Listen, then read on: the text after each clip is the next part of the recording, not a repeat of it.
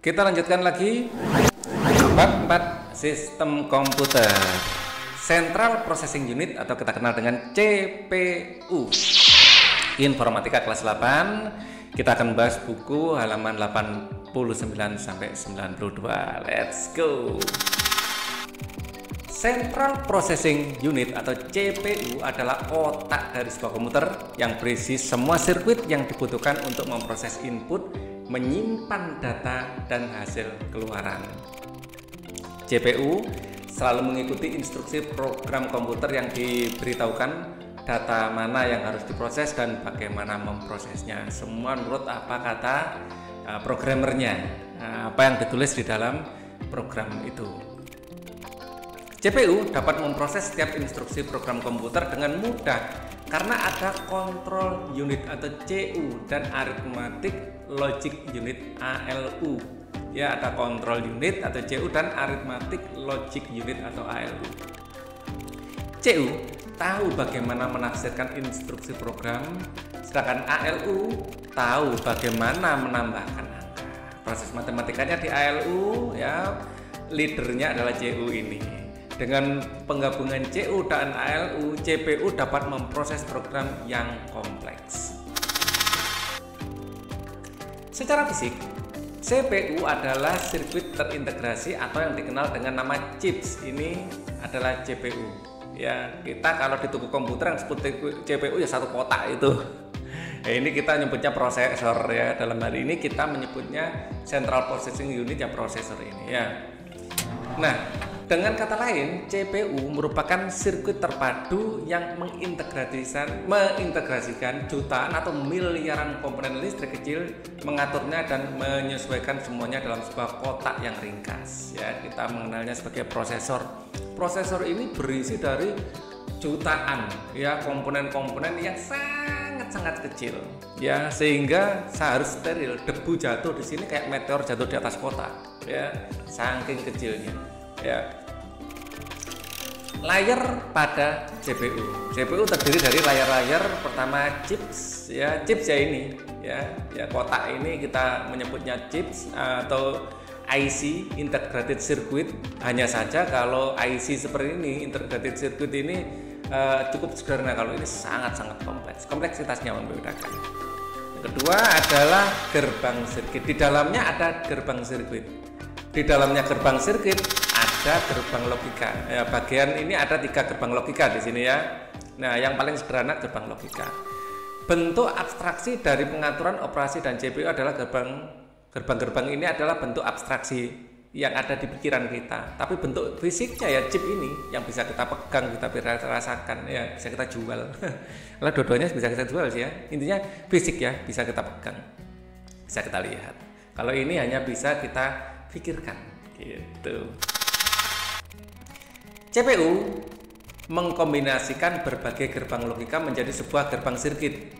Gerbang logika bekerja pada bilangan biner, hanya terdapat 2 kode bilangan biner ya, angka 01. Jadi secepat-cepatnya komputer kalian ya, ini sebenarnya hanya taunya on off 01. Nah, lain cerita nanti kalau sudah ada quantum komputer, ada superposisi di situ. Dengan cara pengambilan 2 input biner, melakukan operasi pada mereka dan mengembalikan output. 7 gerbang logika yang harus kita hafalkan, kita kenal dan kita hafalkan, apalagi kalau kalian ingin masuk informatika. Yang pertama not itu negasi atau kebalikan. Kedua XNOR, extra NOR. Ada NOR, ada extra NOR. NOR sendiri adalah not OR ya. OR dinotkan, di extra lagi. Oke, ada extra OR. OR itu dikasih ekstra juga ya. Kalau ini NEN, not N. Nah, ada bulatnya di sini pasti ada N-nya ya. NEN itu not N. Lah, kalau ini N tidak ada not-nya. Kalau ini NOR, not OR. Nah, ada bundernya kayak gitu. Kalau ini OR. Ya, basicnya kan OR sama N ini. Terus ada macam-macam turunannya itu. Lanjut. Nah, ini adalah gerbang logikanya, di dalamnya ini logikanya sendiri. Ini gerbangnya, ini logikanya. Misalnya inputnya ada dua ya. Di sini kaki inputnya kan ada dua, input 1 0, input satu yang satunya 0. Untuk OR misalnya ya, kita main OR di sini. Ya, kalau di sini 0, di sini 0, di sini akan menghasilkan 0. NOR-nya ya, kalau di sini 0, kalau di sini 0 justru menghasilkan 1, kebalikan dari 0 dan seterusnya. Kita lanjutkan. Nah, kita bisa menggabungkan beberapa gerbang logika untuk membentuk sebuah sirkuit. Ini adalah contoh gabungan dua gerbang logika. Ya, di sini yang kita lihat di sini ada gerbang logika SOR dan gerbang logika AND. Yang atas SOR, yang bawah AND.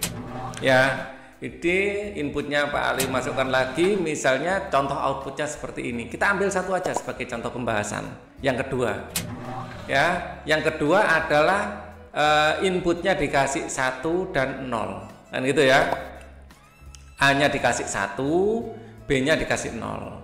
Nah, kemudian kalau A-nya 1, bawahnya 0, ya, kedua kakinya di sini 1 0. 1 0 pakai gerbang logika apa?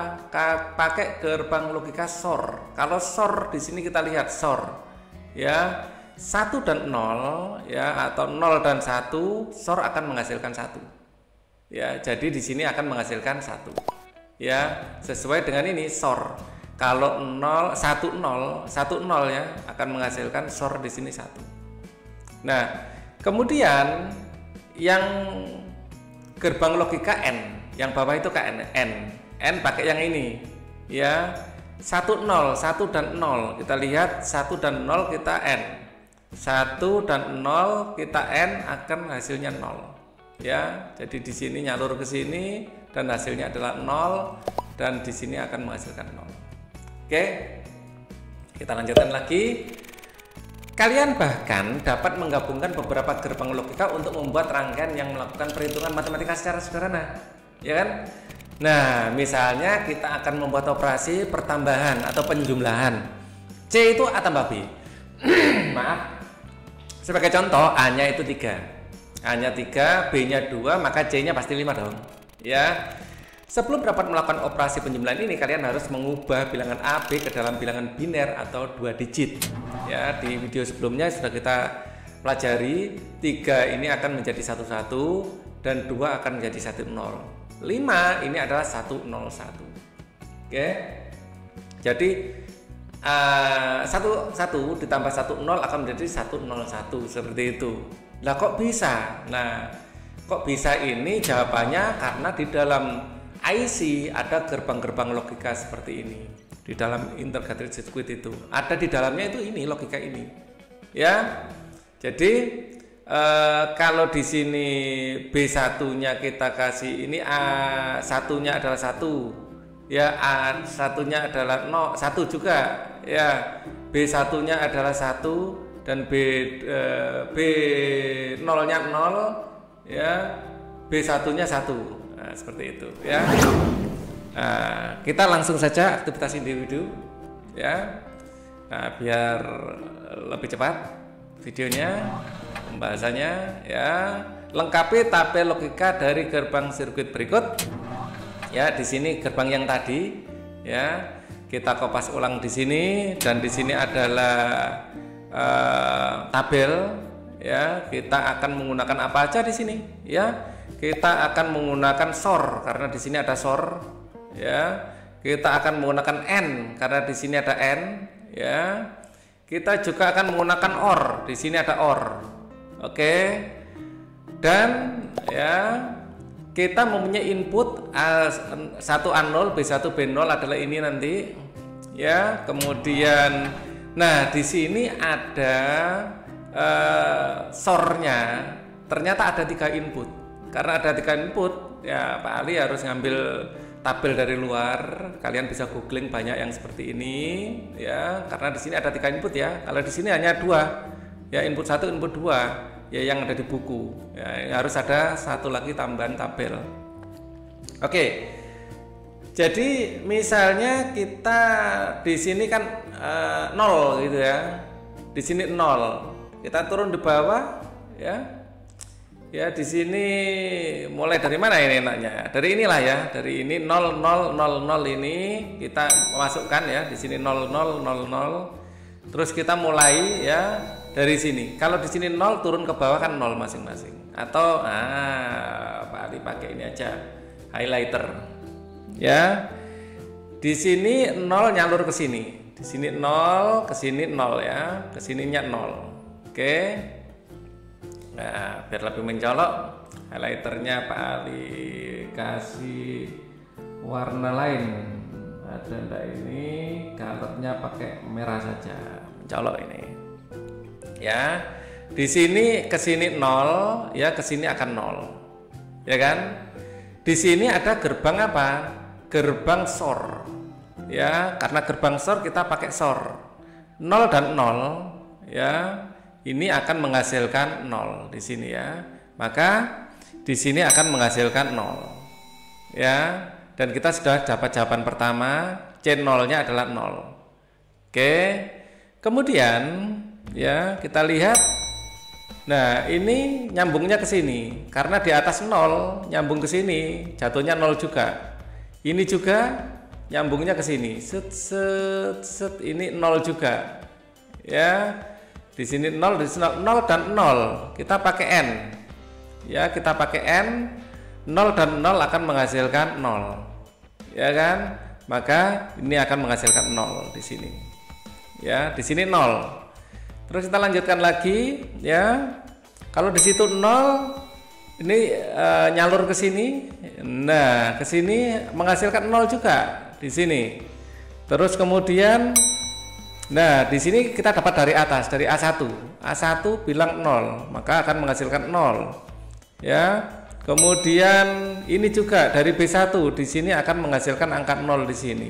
0 0 0 kalau kita gunakan SOR dengan 3 input, ini adalah SOR ya.